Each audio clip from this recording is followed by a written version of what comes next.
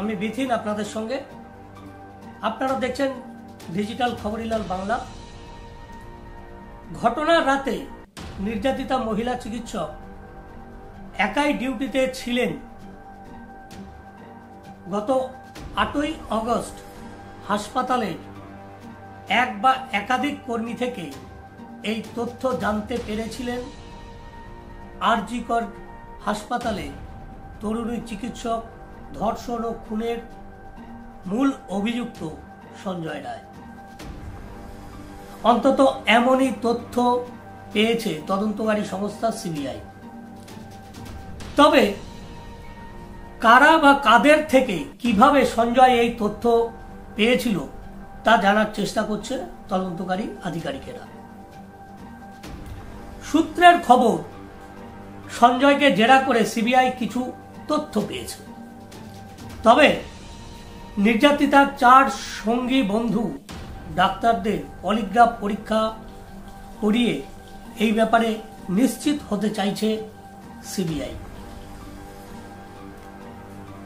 এছাড়াও আরো কয়েকজন নিরাপত্তা রক্ষী ও নার্সকে জিজ্ঞাসাবাদ করেও এ বিষয়ে একদম স্পষ্ট একটা ধারণা নিতে চাইছে কেন্দ্রীয় তদন্তকারী সংস্থা। এদিকে সোমবারের মধ্যে মুখ্যমন্ত্রীকে পদত্যাগ করতে হবে, নচেত নবান্ন অভিযান মঙ্গলবার। সামাজিক মাধ্যমে এমনই প্রচার চলছে। সেই প্রচারে উল্লেখ করা হয়েছে এই আন্দোলনের ডাক দিয়েছে পশ্চিমবঙ্গের ছাত্র সমাজ। আমরা এর আগেই আপনাদের একটি ভিডিওতে দেখিয়েছি, কিছু প্রশ্ন রেখেছি, এই ছাত্র সমাজ কারা। সেই জায়গায় দাঁড়িয়ে আমরা জানতে পেরেছিলাম এবং আপনাদেরও জানিয়েছি যে বিরোধী দলনেতা শুভেন্দু অধিকারী তিনিও এই আন্দোলনে অংশ নেবেন বলে জানিয়েছিলেন। কিন্তু কারা রয়েছে এর আড়ালে, প্রশ্নের জবাব দিতেই শুক্রবার বিকেলে কলকাতা প্রেস ক্লাবে আত্মপ্রকাশ করেন 3 পড়ুয়া।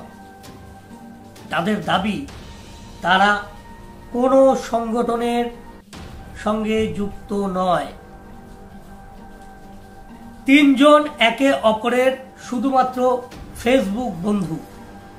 এমনকি পুরো ঠিকানা বলতে নারাজ বীরভূমের প্রবীর দাস, কলকাতার সায়ন লাহিড়ী এবং নদিয়ার শুভঙ্কর হালদার।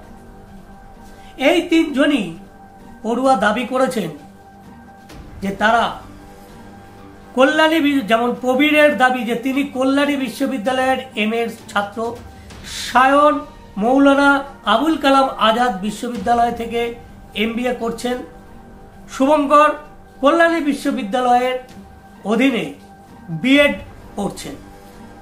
তবে 3 জনেরই দাবি আমরা একা নই। এই 3 জনও শুধুমাত্র নয়, আমাদের সঙ্গে রয়েছে গোটা ছাত্র সমাজ, গোটা সমাজ। সায়নের বক্তব্য, আরজি কর কাণ্ডের পর থেকে যারা যারা পথে নেমেছেন তারা তো কোনো সংগঠনের নন, এই সমাজেরই মানুষ। সমাজ মাধ্যমেও অনেকে প্রতিবাদ চালিয়ে যাচ্ছেন প্রতিদিন, প্রতিনিয়ত। তাদের নিয়েই আমাদের এই সমাজ। আমরা কোনো সংগঠনের সদস্য নই, আমরা রাজ্যের ছাত্র সমাজ।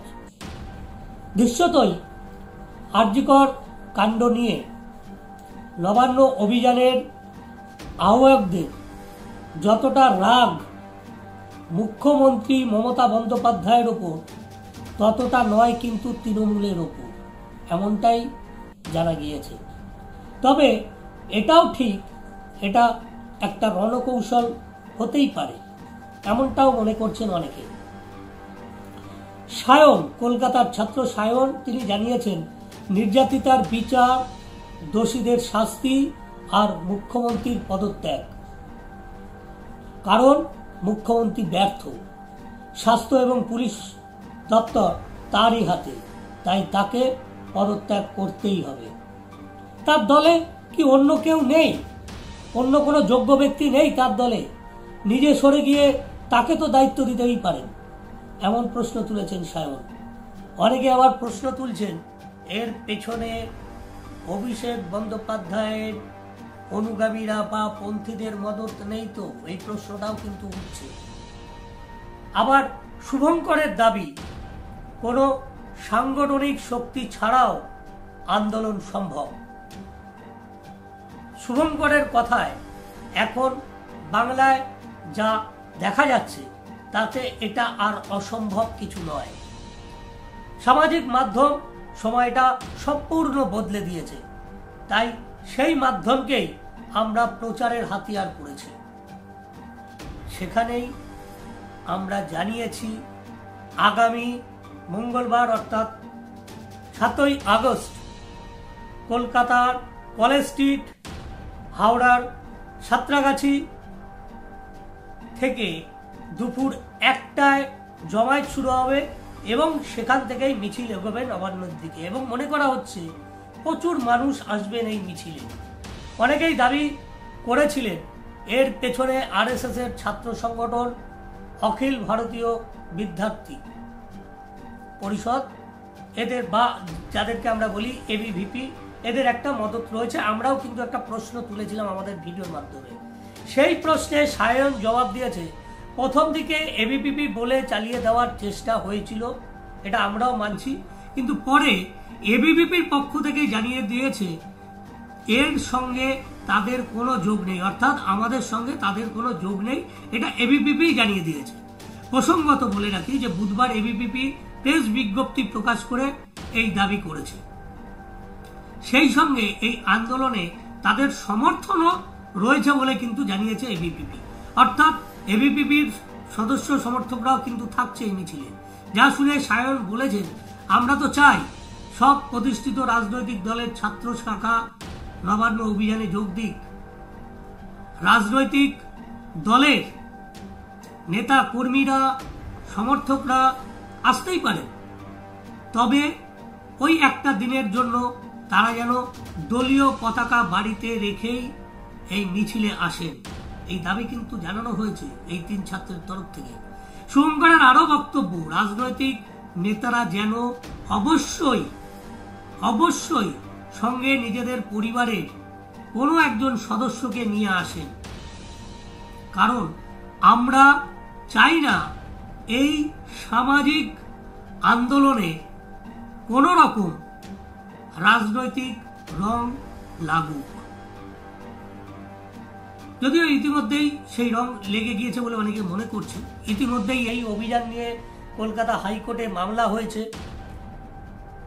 সুপ্রিম কোর্টেও রাজ্য প্রসঙ্গটি তুলেছিলেন, আইনজীবী কপিল সিব্বাল তুলেছিলেন, তবে হাইকোর্ট কিন্তু শান্তিপূর্ণ আন্দোলনের পক্ষে মত দিয়েছে। তবে পুলিশ বাধা দিলে কি করা হবে সে বিষয়ে নবান্ন অভিযানের অন্যতম ছাত্র শুভঙ্করের জবাব খুব স্পষ্ট, আমরা তো পুলিশের অনুমতিই নেব না। রাজ্যে প্রতিদিন যে এত মিছিল মিটিং হচ্ছে তার কোনোটারই তো অনুমতি নেই, তবে কেন আমাদের বেলায় সেই অনুমতি নিতে হবে? বরং তারা পুলিশকে বা পুলিশের উদ্দেশ্যে একটা বার্তা দিয়েছে যেটা অত্যন্ত তাৎপর্যপূর্ণ, যে পুলিশও অংশগ্রহণ করুক এই শান্তিপূর্ণ মিছিলে, এই শান্তিপূর্ণ কর্মসূচিতে। এর পাশাপাশি কিন্তু শুভঙ্কর এটাও জানিয়েছে বা ছাত্র নেতারা এটাও জানিয়েছে যে যদি পুলিশ শান্তিপূর্ণ এই মিছিলের ওপর কোনো রকম ভাবে বল প্রয়োগ করে, সেটা জলকামান হতে পারে, সেটা কাঁদানি গ্যাস হতে পারে, লাঠিচার্জ হতে পারে, ধরাও পাকড়াও, টেনে হিচড়ে পিজন ভ্যানে তোলো, এসব হতেই পারে, হওয়ার সম্ভাবনা যথেষ্ট থাকছে। সেক্ষেত্রে কিন্তু এই 3 ছাত্র যারা এই নবান্ন অভিযানের ডাক দিয়েছে তারা জানিয়ে দিয়েছে গোটা বাংলা স্তব্ধ করে দেওয়া হবে, গোটা বাংলা স্তব্ধ করে দেওয়া হবে। কোথাও ভয় কাটছে। শাসকের রক্তচক্ষু উপেক্ষা করে মানুষের ভয় কাটছে।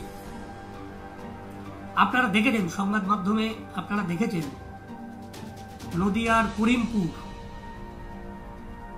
তার একদম বাংলাদেশ ঘেঁষা ছোট্ট একটি গ্রাম। সেই গ্রামের ছোট ছোট বাচ্চা, এই 10-12 বছর, 11 বছর, 13 বছর বয়স, তারা বড়দের সঙ্গে পা মিলাতে চেয়েছিলেন। তারা প্রতিবাদ জানাতে চেয়েছিলেন এখান থেকে এই আরজিকর ঘটনার প্রতিবাদে। কিন্তু রাজ্য সরকার এই মুহূর্তে ডিআই অফিসকে সামনে রেখে সমস্ত রাজ্যের সমস্ত প্রাথমিক, জুনিয়র, মাধ্যমিক, উচ্চ মাধ্যমিক সমস্ত স্কুলগুলিতে নির্দেশিকা পাঠিয়েছে যে স্কুল চলাকালীন বা স্কুলের যে সময় পিরিয়ড রয়েছে সেই সময় পিরিয়ডের মধ্যে এবং স্কুল ইউনিফর্ম পরে কোনো ছাত্রছাত্রী মিছিলে অংশগ্রহণ করতে পারবে না। এমনকি স্কুলের প্রধান শিক্ষক এবং সহকারী শিক্ষকরাও আরজিকর কাণ্ডের প্রতিবাদ জানিয়ে মিছিল মিটিংয়ে অংশগ্রহণ করতে পারবে না স্কুল চলার সময়কালীন। এবং এরই প্রতিবাদে ওই বাংলাদেশের বর্ডারের একটা ছোট্ট, বাংলাদেশ বর্ডার ঘেঁষা একটা ছোট্ট গ্রাম, সম্ভবত নন্দনগ্রাম গ্রামটার নাম, করিমপুরের, নদিয়ার তেহট্ট, তারপরে করিমপুর, সেই করিমপুরের একটি ছোট্ট গ্রাম। সেই গ্রামে বাচ্চা বাচ্চা ছেলেমেয়েরা তারা ঠিক করেছিল গত বৃহস্পতিবার তারা মিছিল করবে। স্কুল শেষের পরে তারা মিছিল করবে ঠিক করেছিল এবং তাদের সমর্থন করেছিলেন প্রধান শিক্ষক সহ শিক্ষিকারা। কিন্তু দেখা গেল যে মিছিল শুরুর আগেই ডিআই এর ফোন চলে আসে স্কুল প্রধান শিক্ষকের কাছে এবং সেই মিছিল করতে দেওয়া হয় না। এবং তারই প্রতিবাদে ওই ছোট্ট ছোট্ট বাচ্চা ছেলেমেয়েরা তারা স্কুলের মেন গেটে তালা দিয়ে শিক্ষকদের আটকে রেখেছিল এবং আটকে রেখে তারা দাবি তোলে, we just permission, not we just justice, we just permission. এবং এই দাবি তুলে তারা করিমপুর সংলগ্ন যে জাতীয় সড়ক তা অবরোধ করে দিয়েছিল। প্রায় 2 ঘন্টা রাস্তা অবরোধ ছিল। সুতরাং ভয় কাটছে। শাসকের রক্তচক্ষু উপেক্ষা করেই বিভিন্ন জায়গায় বিভিন্ন মানুষ, বিভিন্ন পেশার মানুষ তারা আন্দোলনে নামছেন, তারা প্রতিবাদে নামছেন, তারা দোষী বা দোষীদের বিরুদ্ধে শাস্তির দাবি করছেন। এটাই স্বাভাবিক। এইরকম পরিস্থিতি, এইরকম জঘন্যতম পরিস্থিতিতে যদি মানব সমাজ প্রতিবাদ না করে, গর্জে না উঠে, তাহলে সেটা মানব সমাজের কাছে অত্যন্ত লজ্জার। তবে আমাদের তরফ থেকে একটাই দাবি থাকবে, অবশ্যই আপনারা আন্দোলন করুন, কিন্তু শান্তিপূর্ণভাবে। কোনো রকম সরকারি সম্পত্তি ভাঙচুর, অগ্নিসংযোগ